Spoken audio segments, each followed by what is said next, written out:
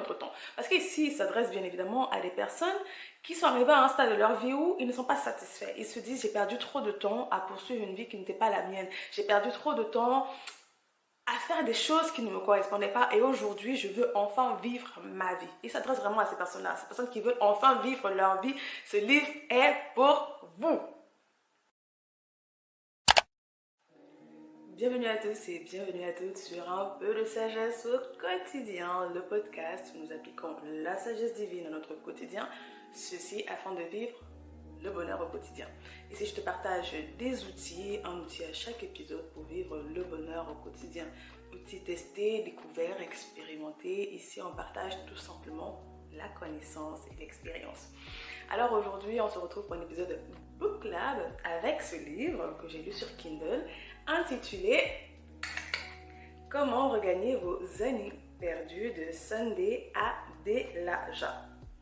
Alors oui, je l'ai lu au mois de janvier, voilà, dès le début de l'année, parce que voilà, on veut rattraper le temps, comment faire en sorte que 2023 ne soit pas comme les autres années où on perd du temps, voilà.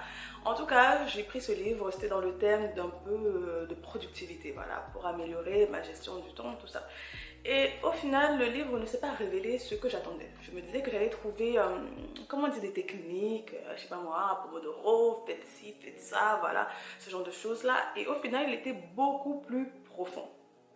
Donc, on va parler aujourd'hui justement, je veux vraiment te partager un résumé du livre au final parce que je me demandais comment j'allais te partager cela et je pense que c'est beaucoup mieux d'aller chapitre par chapitre. Je te fais vraiment un sum-up pour te partager les idées de l'auteur parce que au-delà de juste la gestion du temps, il regarde vraiment à la vie. Vraiment à la vie, c'est un changement de mindset qu'il faut avoir si on veut racheter le temps, comme on dit dans le jargon chrétien, ou si on veut regagner nos années perdues, que ce soit par la procrastination ou voilà, par des regrets, etc. Aujourd'hui, nous sommes sur une page blanche, chaque jour est une page blanche afin de réécrire notre histoire. Alors on va commencer par le résumé. Il nous dit ceci: beaucoup de gens ont perdu nombre de leurs années en ne poursuivant pas leurs rêves et visions. Les années se perdent par procrastination ou pour n'avoir pas réessayé après avoir vécu certaines déceptions. Oui, vous pouvez regagner vos années perdues. Pour regagner vos années perdues, nous devons être prêts à changer notre mentalité négative, nos attitudes, notre façon d'être et nous imprégner de nouveaux concepts. Il existe de nombreuses personnes qui ont réussi tard dans leur vie malgré leur âge. Dieu ne tient pas compte des limitations liées à l'âge concernant notre appel et son plan pour nous. Voilà, je ne suis pas sûre que ce soit vraiment le résumé, je crois que c'est un résumé que moi j'ai fait. Mais tu as un petit peu l'idée, hein, tu as vraiment un petit peu l'idée. Alors ici l'auteur au final qui est un pasteur, je ne savais pas. Hein, voilà, quand j'ai pris le livre, je me disais que c'était un coach, quelqu'un qui a fait des études dans la gestion du temps, donc je ne savais pas, c'est un pasteur. Mais les principes qu'ils ont abordés ici ne sont pas des principes chrétiens, spirituels de l'église, mais des principes de vie. Hein, qu'on soit chrétien, qu'on croit en Dieu ou pas, qui vont nous aider. C'est pour ça que je le partage avec toi. La connaissance est vitale. La connaissance est vitale. Ce qu'on ne sait pas nous détruit. Il y a une parole de sagesse qui dit: mon peuple périt faute de connaissance. Alors aujourd'hui, on va changer notre mindset pour regagner notre temps, regagner le contrôle de notre temps afin d'accomplir nos objectifs, nos rêves et de vivre ce bonheur au quotidien. Parce que l'épanouissement personnel passe par une bonne gestion du temps. On n'est pas juste là dans les rêves, oula. La bonne gestion du temps, la bonne gestion de ses finances, la bonne gestion de ses relations, en tout cas la bonne gestion de chaque compartiment de notre vie est importante si on veut vraiment être heureux. Tout marche ensemble. Ok? Chapitre 1. Est-ce possible de regagner ses années perdues? Dans ce chapitre, en fait, l'auteur va tout simplement nous parler de quelles sont les pertes de temps. Voilà, c'est tout. Il va nous expliquer les différents voleurs de notre temps. Et la plupart d'entre nous, nous savons. Hein.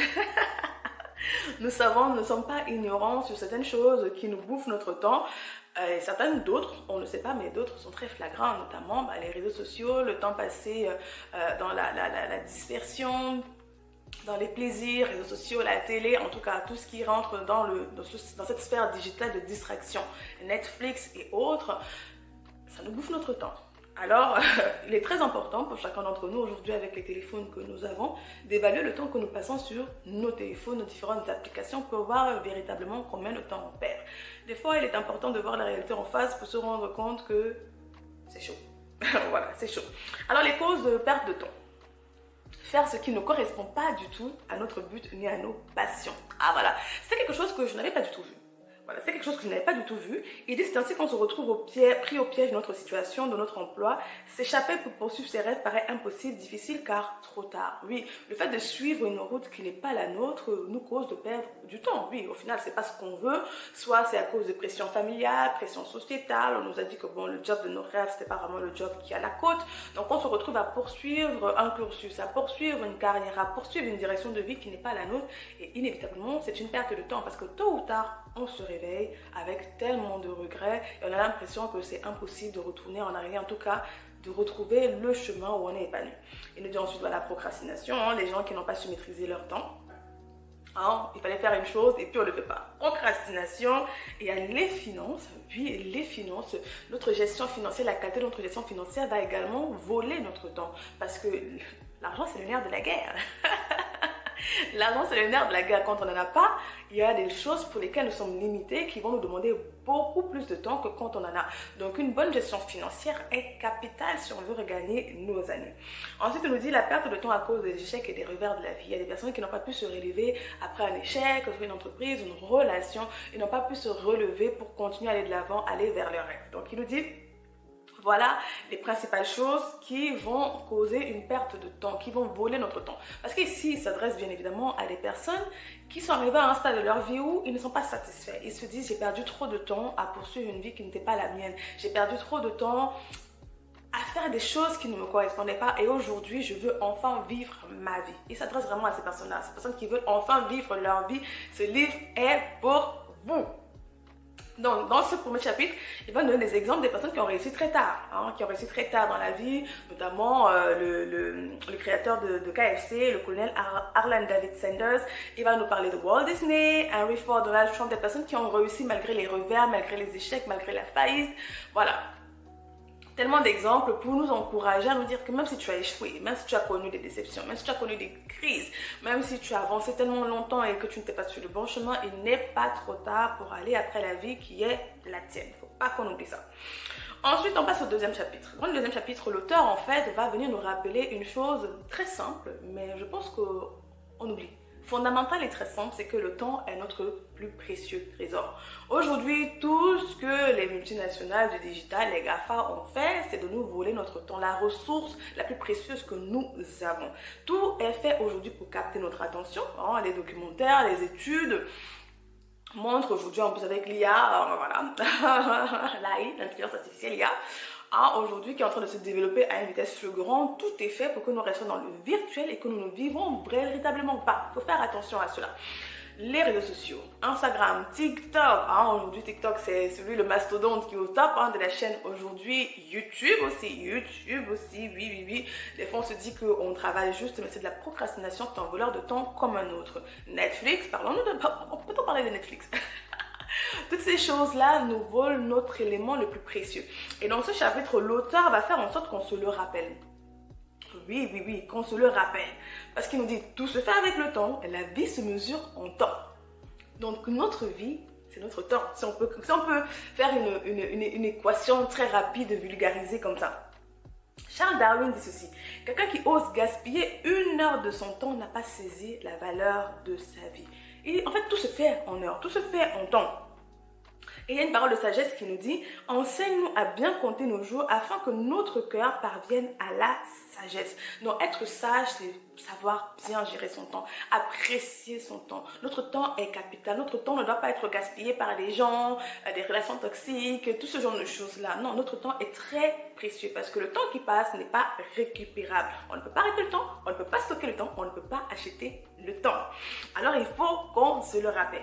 Mère Teresa a dit « Hier n'est plus, demain n'est pas encore, nous n'avons qu'aujourd'hui, commençons. » Donc, il va nous dire en conclusion de ce chapitre-là que pour regagner nos années perdues, donc pour racheter le temps, pour reprendre le contrôle de notre temps et avancer de manière plus efficace sur nos rêves, notre vie à partir d'aujourd'hui, il est important de se concentrer sur aujourd'hui, sur les 24 heures que nous avons, sur cette journée. Il faut tirer le meilleur d'aujourd'hui. Des fois, on va chercher des recettes rapides.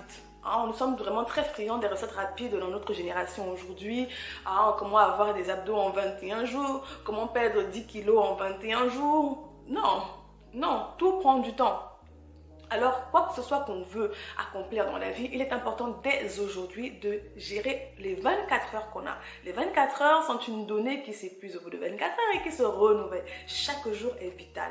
Alors, pour regagner le contrôle de sa vie et de son temps, c'est d'apprécier ces 24 heures. Nos 24 heures ne doivent pas être jetées à la poubelle. Ne dites pas, oh, demain. Non, on n'est pas sûr de demain. Les 24 heures que tu as aujourd'hui sont les 24 heures les plus précieuses et tu dois les gérer avec amour. Voilà, tu dois apprécier ton temps. On doit apprécier notre temps. C'est vraiment vital. C'est ce que l'auteur nous dit. Et il va nous dire du coup que, au final, si on veut regagner notre temps, la meilleure manière de regagner son temps, non seulement c'est d'apprécier ces 24 heures, c'est de mieux gérer, de mieux investir dans ces 24 heures. Mais il nous dit la clé, la recette, si on veut dire la recette miracle au final, pour transformer sa vie, parce que regagner ses années perdues, racheter son temps, bien gérer son temps, entre au final dans un plan de transformation de vie. Ce n'est pas juste que tu fais une chose aujourd'hui, non. Il doit y avoir un renouvellement total dans la manière dont on va penser, un changement de mindset comme on dit.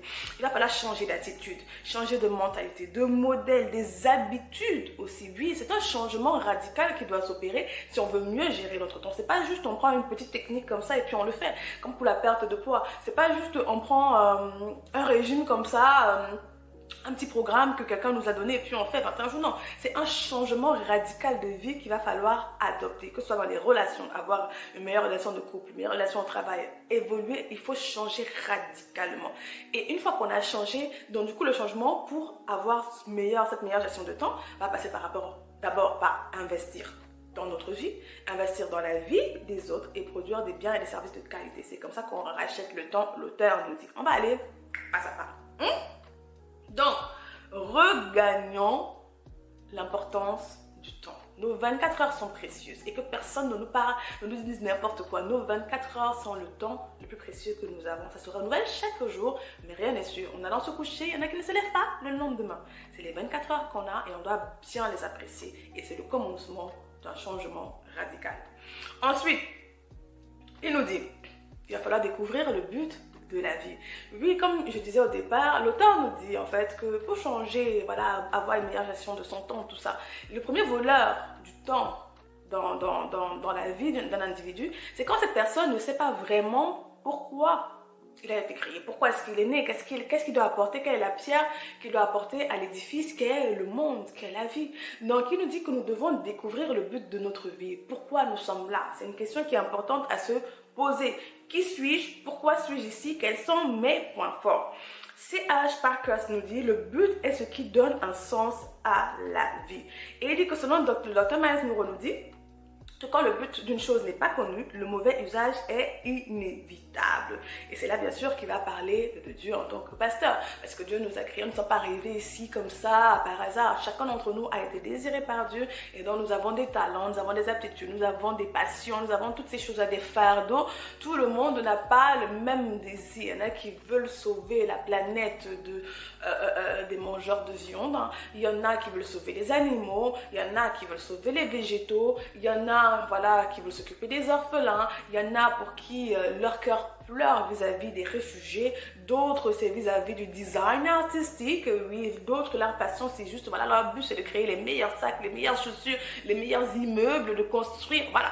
Chacun d'entre nous avons des choses qui nous spécifient et donc c'est important parce qu'une fois quand on n'a pas le but de notre vie, inévitablement on va gaspiller parce que de un, ce dans quoi on fait, on n'est pas du tout intéressé, donc on va chercher toutes sortes de distractions. Notre temps n'aura pas vraiment de valeur puisqu'au final la vie n'a pas vraiment de sens. Pourquoi je suis ici, à part travailler, payer mes factures et puis me coucher, dormir. Donc il nous dit important de trouver son but. Il va nous dire ceci.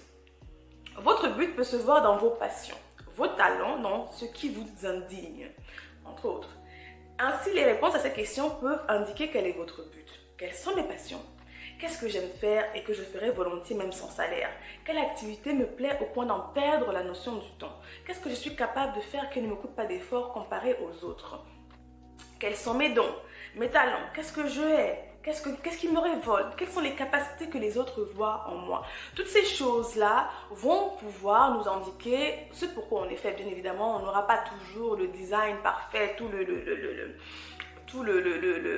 la carte hein, dès le départ, mais ça nous donne des indications vers ce vers quoi on doit se diriger. Il nous dit que notre bénédiction, notre bonheur au final se trouve là où est notre but de vie. Il n'existe pas de métier supérieur aux autres, c'est votre but qui va déterminer quelle est votre terre promise, comme on dit. Trouvez votre but et concentrez-vous à devenir le meilleur dans votre domaine. On retrouve le but et c'est là-bas en fait qu'on va vraiment s'épanouir. C'est incroyable quand on voit par exemple des gens comme Elon Musk qui travaillent des heures, mais vraiment des heures qui sont folles pour nous, ah, mais il est passionné. Des fois, on ne comprend pas nos amis, nos collègues, on leur dit mais tu es un workaholic, tu travailles trop. Non, mais il y a une passion, il y a vraiment ce désir, on ne voit pas le temps. Bien sûr, après, il y a une bonne gestion, mais c'est pour dire que quand on est vraiment investi dans ce qu'on fait, donc ça nous parle, c'est nous, on ne voit pas le temps. Et on commence vraiment à déprécier, à détester tout ce qui va nous voler notre temps. On va véritablement commencer à be worried. Tu vas me dire, non, j'ai pas le temps pour ça. Tu me voles mon temps. Attends, j'ai d'autres choses à faire. Donc, c'est important. C'est pour ça que je dis que ce livre m'a surprise. Il m'a vraiment surprise. Je ne m'attendais pas à ça. Vraiment, je ne m'attendais pas à ça. Je ne m'attendais vraiment pas à trouver ceci. Mais ça a été de très bons rappels pour me recentrer aussi et me reposer les bonnes questions, tout simplement. Et une fois qu'on a le but de sa vie, donc une direction pour sa vie, bien évidemment, on va le découper en objectifs. Hein? On va découper en objectifs, on va établir des objectifs qui sont intelligents, de manière intelligente, à savoir le modèle SMART, hein, pour ceux qui connaissent, à savoir les objectifs doivent être spécifiques, mesurables, atteignables, réalistes et temporels. Et bien évidemment, afin d'accomplir ces objectifs, on doit être extrêmement organisé. Donc, pour regagner nos années perdues, regagner le contrôle de notre temps, il va falloir au final chaque jour travailler activement par rapport à notre vision, à notre objectif. C'est comme ça qu'on regagne son temps. Même si on a avancé de nombreuses années sur le mauvais chemin, en étant dès à présent focalisé sur le chemin où on doit aller, c'est comme ça qu'on va regagner voilà, toutes ces années qui ont été grignotées, qui se sont évaporées comme ça. On ne pourra même pas dire ce qu'on a fait. C'est ce que l'auteur nous partage. Chapitre 4, Élodie, cessez de rêvasser. Ce chapitre m'a personnellement beaucoup parlé. Parce qu'il nous dit que la plupart d'entre nous, nous vivons voilà, dans les rêves.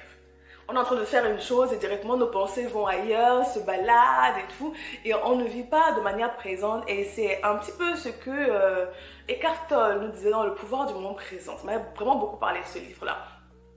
Ou ici, l'auteur nous dit qu'il faut vivre, commencer à travailler à vivre en conscience active. Oui, vivre dans une conscience active. Être engagé totalement à 100% dans tout ce qu'on fait. Il nous dit, rien de grand n'a jamais été accompli sans passion. Il dit, on doit devenir conscient de chaque minute, de chaque heure. On doit être là. Là, quand on travaille, quoi que ce soit qu'on fasse, qu'on soit avec nos amis en train de manger, qu'on soit avec notre conjoint, qu'on soit en train de, je sais pas, en train de regarder une série, si c'est la série, c'est le temps de la détente, de lire un livre, de travailler justement activement, on doit être présent, nos pensées focalisées. Oui, parce qu'au final, quand on fait une chose sans vraiment être là, au final, on perd du temps. Ça nous prend plus de temps que ce que c'est censé faire. Et si, rappelez-vous, on veut regagner le temps. Hein? On veut multiplier notre temps, si on peut le dire ainsi. Donc, on a besoin d'arrêter de vivre en La La Land. Hein? C'est ce que l'auteur nous a dit. Franchement, ça m'a parlé, ça m'a piqué personnellement. Ensuite, chapitre 5. Si on veut regagner le contrôle de son temps, regagner les années perdues, il nous dit qu'il faut apprendre à dire non. Voilà. Il nous dit qu'il faut apprendre à dire non. Il nous dit que dès à présent, comme je disais dans le précédent chapitre, je crois que c'est au chapitre 2 où on parlait de l'importance du temps, il nous dit que pour changer la manière dont on vit sa vie, parce que regagner les années perdues, c'est changer la manière de vivre sa vie, il va falloir changer de paradigme, changer de mentalité, changer ses habitudes. Il nous dit que à partir de maintenant, qu'on a pris cette décision de transformer sa vie, de avoir une meilleure gestion de son temps, voilà, il nous dit en fait qu'il va falloir évaluer toutes nos activités par rapport à nos objectifs. Oui, tout ce qu'on va faire là, quelle est la pertinence par rapport à mes objectifs? Quand j'ai vu ça, j'ai dit, le tonton si. Le temps, franchement, il est chaud. Hein? Il dit qu'il faut évaluer tout ce que tu fais. En quoi ça te rapproche de ton objectif? Oui, il faut se poser les questions. Il faut se poser les questions. Bien évidemment, On ne dit pas ici qu'il ne faut pas avoir des moments de détente, mais ça doit être prévu, ça doit être préparé. Voilà, chaque jour, on a dit qu'ici, la donnée de base, c'est nos 24 heures. La donnée de base, c'est 24 heures, rappelons.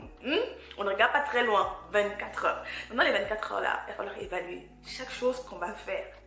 En quoi ça me rapproche de mes objectifs. Et il dit, il faut savoir dire non. Non aux bonnes choses. Car le bon est l'ennemi du meilleur. Il faut savoir dire bon, non à la famille, aux amis, aux proches, dire non aux pressions, dire non à la télévision, aux médias sociaux, au téléphone, dire non aux appels téléphoniques, les gens qui nous appellent alors qu'on a du travail, dire non à toute activité qui peut nous distraire de nos objectifs, dire non au programme des autres, dire non aux mauvais amis, dire non aux églises, pasteurs et programmes excessifs et se dire non à nous-mêmes. Oui, il faut savoir se dire non aux désirs qui vont s'opposer à nos buts et à notre vision. Il faut savoir repousser la gratification. C'est important si on veut vraiment regagner le temps. Vraiment, ici, on travaille à regagner le temps. C'est vraiment ça. Et non, oui, il faut savoir dire non. Et il nous dit une chose qui est très importante. Il nous dit en fait que la réponse non est suffisante. Je pense que certains d'entre nous ont besoin d'entendre ça.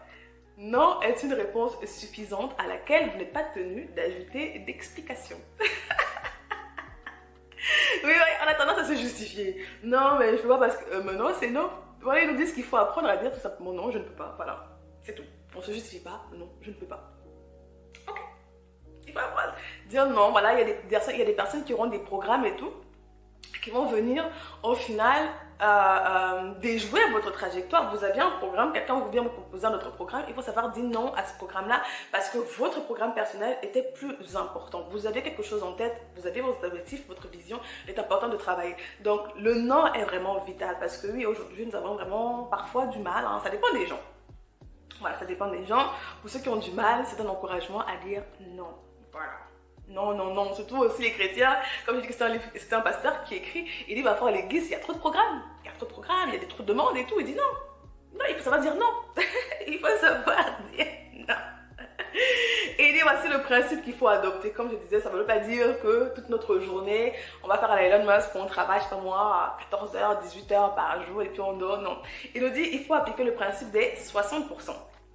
Il nous dit, pour regagner vos années perdues, assurez-vous que 60% des heures de la journée sont dirigées à compléter vos objectifs. Les 40% restantes peuvent servir à votre famille, au maintien, voilà, des relations, votre entretien personnel, l'église ou d'autres activités. Bien évidemment, quand on va dire 60%, vous l'avez, ça rentre dans votre bien-être pour accomplir vos objectifs. Quand même manger, ça rentre là-dedans. Donc, voilà, à chacun maintenant d'adapter. Hein. Tous les conseils sont faits pour être adaptés. On parle toujours ici d'adapter à soi, à sa vision de vie. Mais voilà le conseil d'auteur. Chapitre 6. Là, c'est un chapitre qui s'adresse spécifiquement aux chrétiens, à savoir la doctrine de s'attendre au Seigneur. Parce qu'il nous explique que beaucoup de chrétiens attendent de connaître la volonté de Dieu. Voilà. Et certains aussi qui ne sont pas non chrétiens, hein, mais voilà, qui croient en Dieu et tout, vont se dire que oh j'attends, ou même qui ne croient pas, mais qui vont se dire j'attends un signe. Voilà, j'attends un signe avant de commencer ce projet, j'attends le signe, que les étoiles s'alignent. Pour les chrétiens, on va se dire, je m'attends à Dieu, j'attends à connaître la volonté de Dieu, la personne va prier, va prendre du temps pour prier. Le texte nous dit que c'est une perte de temps. Il nous dit, pour connaître la volonté de Dieu, c'est très simple. Il nous dit, votre projet, si votre projet ne doit pas contredire les Écritures, à savoir la Bible, il nous dit également que le projet qu'on a à cœur doit servir aux intérêts du royaume de Dieu, donc aux intérêts de l'évangile du Christ, aux intérêts de Jésus-Christ. Il nous dit également que notre projet, quand il est bon pour les gens et qu'il ne s'oppose pas à notre conscience, de nous lancer. Voilà. On n'a pas besoin voilà, de prière, on n'a pas besoin d'imposition. Non. Donc, oui, le temps nous dit en fait que beaucoup de chrétiens, donc, comme je disais, c'est vraiment spécifique pour les chrétiens, beaucoup de chrétiens perdent beaucoup de temps dans les prières. Prières pour connaître la volonté de Dieu, prières pour que Dieu confirme. Une fois qu'on a la volonté, il faut encore qu'il confirme avec des signes, il faut ceci. Comme un peu dans la Bible, il y a l'histoire de Gédéon, qui était un jeune homme à qui Dieu a dit, voilà, je voudrais que tu ailles faire ça. Et donc Gédéon dit, non mais Dieu, si c'est toi, il faut qu'il pleut ici et moi je ne suis pas mouillé. Dieu fait qu'il pleut et qu'il ne soit pas mouillé. Après, il dit encore, non, mais Dieu, si c'est toi, il faut qu'il pleut à gauche et puis ça ne me touche pas. Donc, il demande encore des surconfirmations. Et donc, il y a beaucoup de personnes comme ça qui vont demander des surconfirmations. Il faut que les cristaux s'alignent, il faut que les étoiles, il faut que je sente ceci, il faut que je sente des vibrations. Non, il faut se lancer. peu importe ce qu'on a à cœur, il faut se lancer. On gagne du temps et puis on avance. Ensuite, chapitre 7, il va nous parler de l'intensité. Oui, un principe sur lequel il se base beaucoup en prenant exemple sur les 4 dragons d'Asie, à savoir Taïwan, Singapour, la Corée du Sud et la région de Hong Kong, qui sont en fait des pays qui ont connu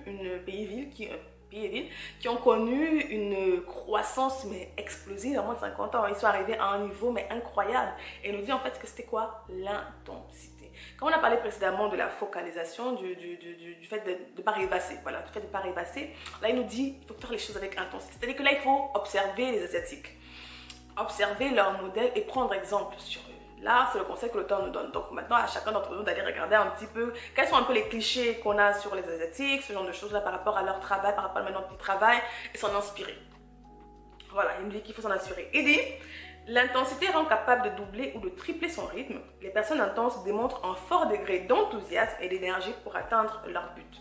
Les gens intenses sont animés par une pression interne, visent des résultats et avancent rapidement. Donc, on a besoin d'intensité. Oui.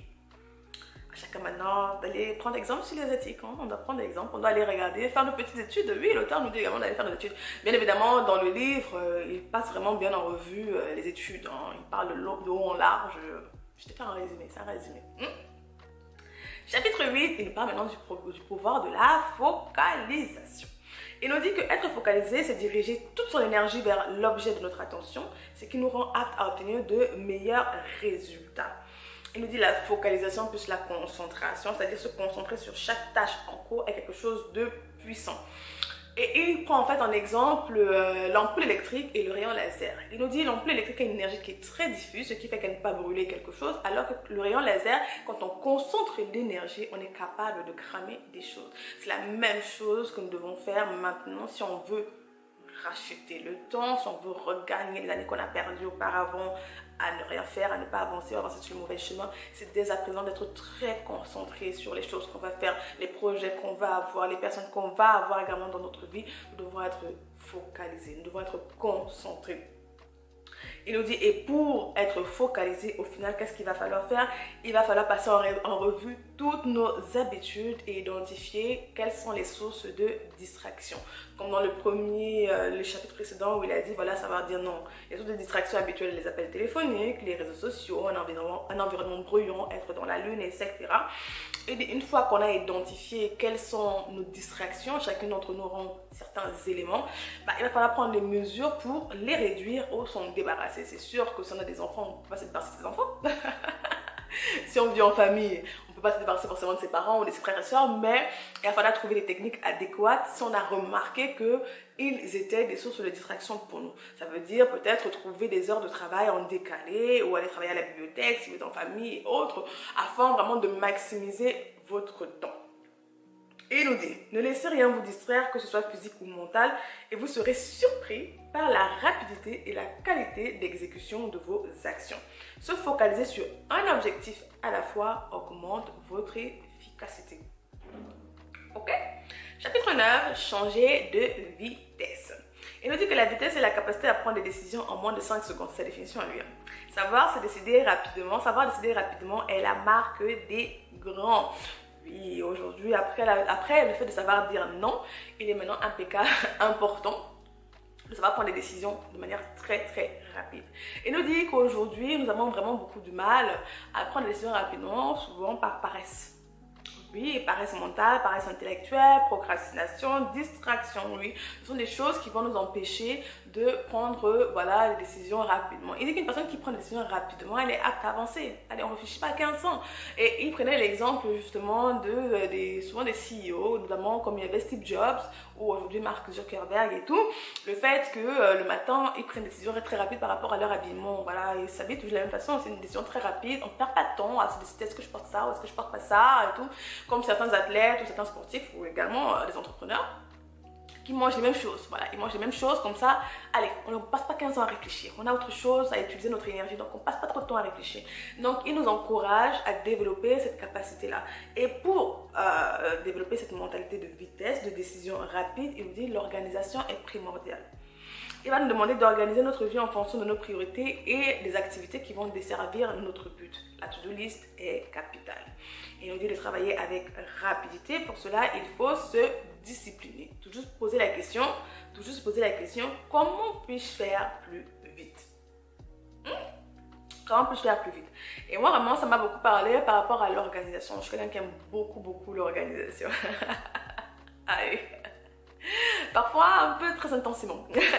Mais effectivement, c'est vrai. Le fait de préparer les choses en avance, le fait voilà, de préparer sa semaine en amont, préparer les objectifs de la semaine, préparer ses vêtements de la semaine, que sais-je, préparer son programme de la semaine, permet au final, au quotidien, de ne pas surréfléchir. Est-ce que je fais ça ou est-ce que je fais ça? C'est qui nous fatigue au final? Est-ce que je regarde tel film ou est-ce que je regarde tel film? C'est sérieux ou pas celle-là? Qu'est-ce que je mange? Oh! Donc, ce sont des décisions, des décisions très minimes comme ça qui nous bouffent du temps.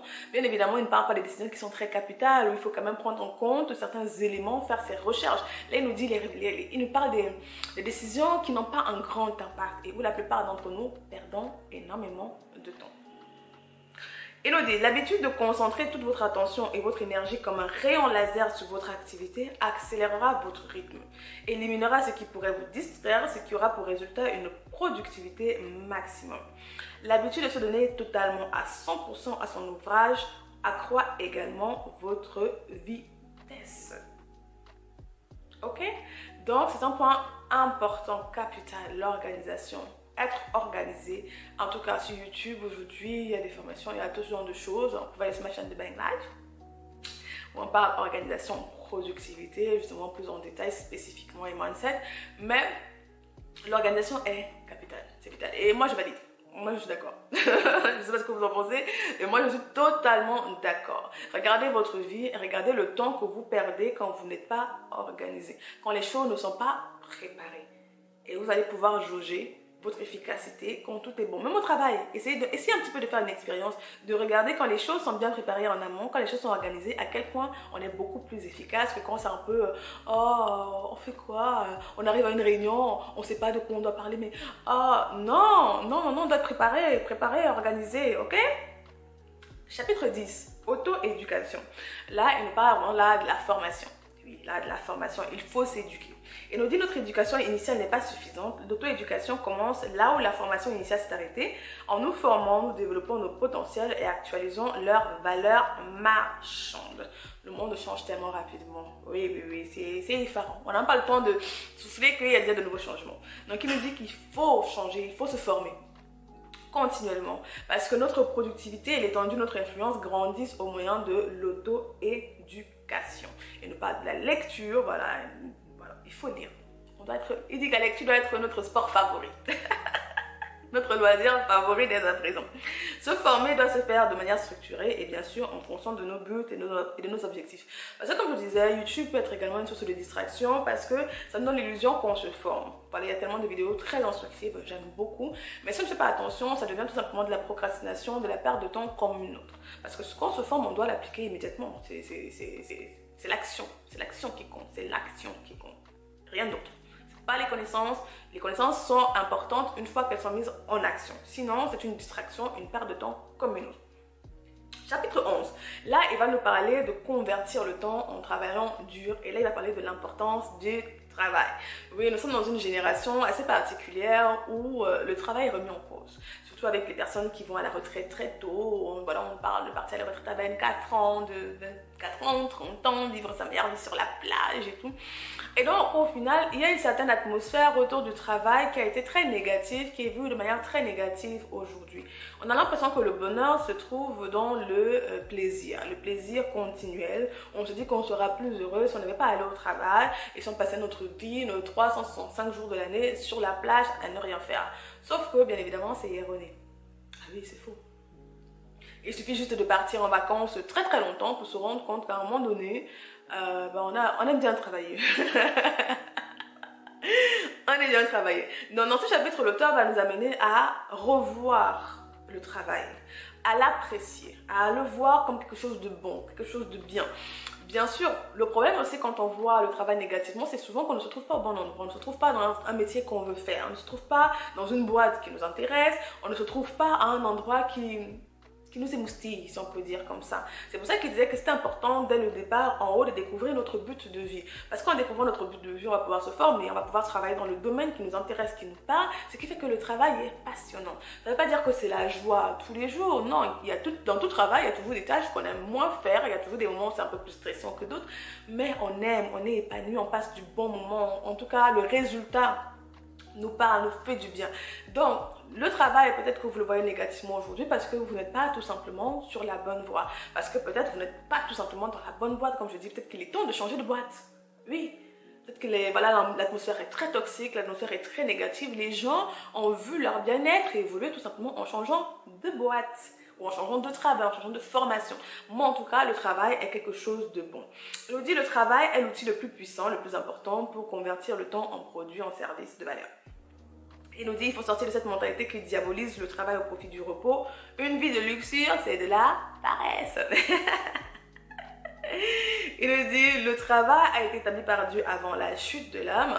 Aussi, il n'est pas une malédiction, mais une bénédiction. Le succès n'est pas possible sans travailler dur et quiconque va dire le contraire est bien évidemment un menteur. C'est pour ça qu'on parle souvent des influenceurs qui nous volent, qui nous racontent des bobards. Donc, il ne faut pas tomber dans ce piège-là. Tout, il n'y a rien qui se fait sans travail. Il n'y a rien, il n'y a rien. Même de passive income, il y a un travail qui se fait en amont. Il y a un travail de maintenance qui se fait. Donc, il y a toujours du travail quelque part. Donc, les gens qui vont essayer de vendre cette vie de rêve sans travail, c'est du mensonge. Il y a comme les derniers scandales qui sont sortis dernièrement, les dernières années, Petit Porta ou les call girls de luxe et autres. Les gens qui vont nous vivre une vie de rêve en nous faisant croire qu'il n'y a pas de travail derrière, il y a un travail de toute autre sorte.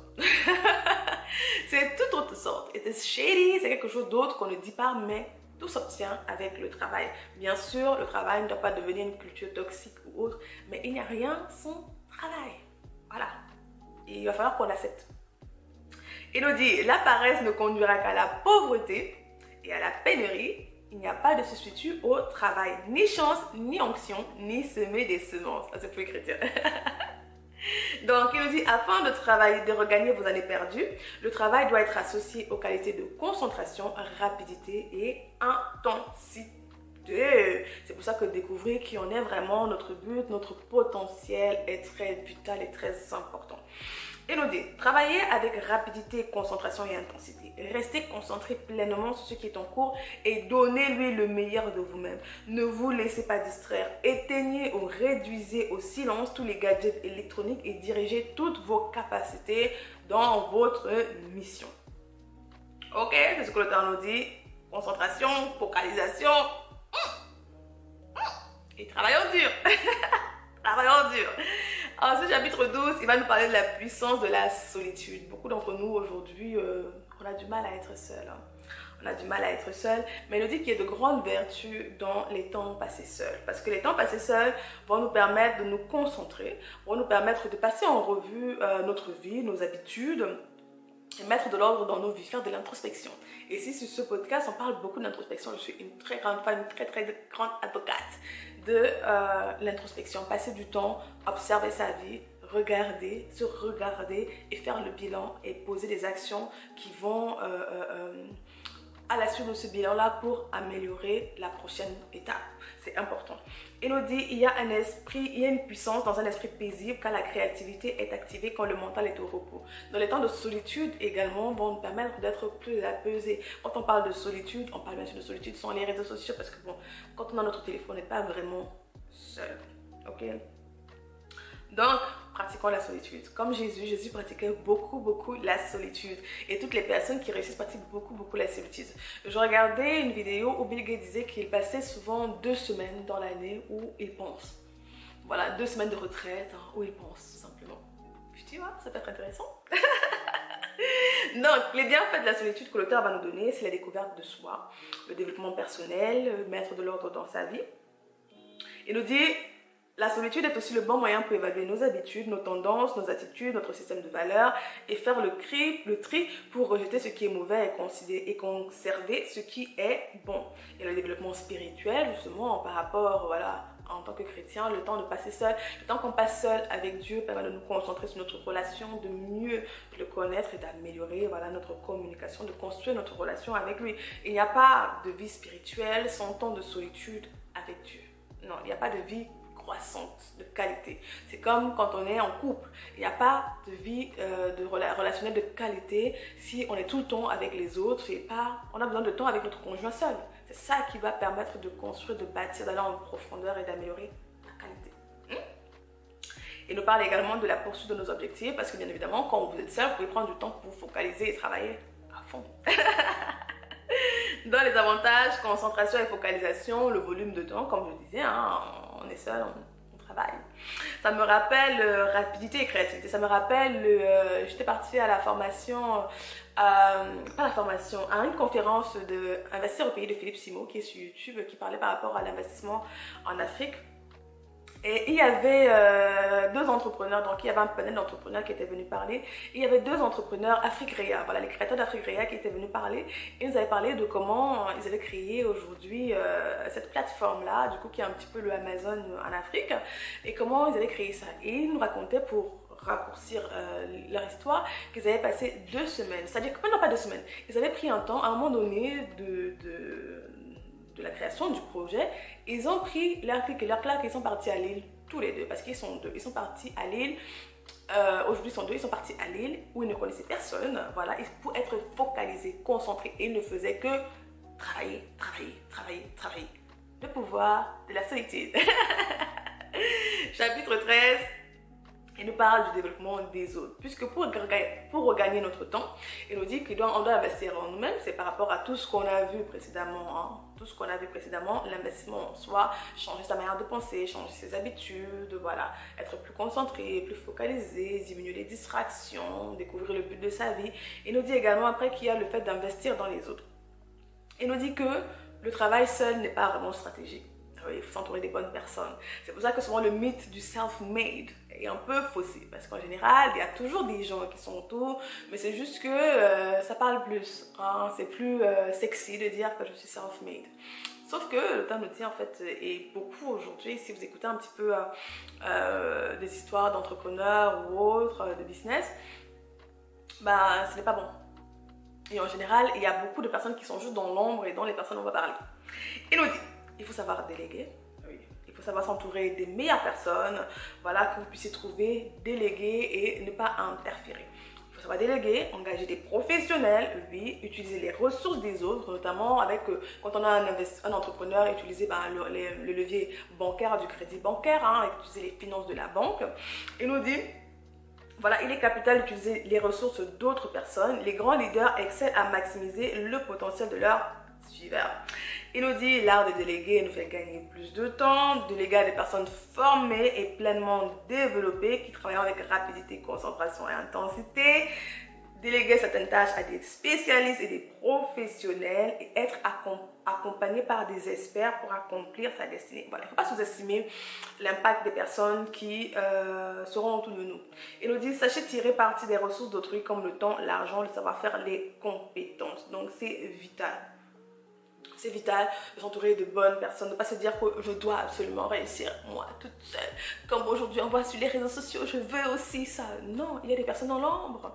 Il y a des personnes dans l'ombre et on gagne plus de temps en s'entourant de bonnes personnes. Donc voilà un petit peu ce que Monsieur Sunday Adelaja a à nous dire si on veut regagner nos années perdues. En résumé, hein, comme je le disais, c'est vraiment tout simplement un changement de mindset. Et arriver à ce point où on valorise nos 24 heures, chaque seconde, chaque minute. Oui, chaque heure n'est pas perdue. Nos heures ont de la valeur. Il faut qu'on redonne cette valeur à notre temps parce qu'au final, c'est la seule chose que nous avons. Et tout le monde essaye de nous le voler. Oui, tout le monde. Le programme des autres, les réseaux sociaux, toutes ces choses-là essaient de nous voler notre temps.